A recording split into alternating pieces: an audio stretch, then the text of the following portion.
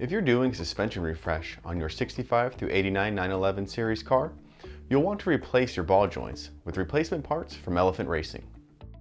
Worn ball joints degrade driver feel, control, and precision. Most importantly, ball joints connect the front strut to the control arm, and failure causes total loss of control. To avoid potential safety issues, street cars should replace at 100,000 miles.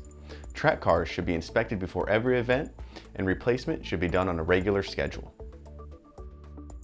Stock replacement are available for years 1965 through 89 and are available for 911, 912, 930, and 914s.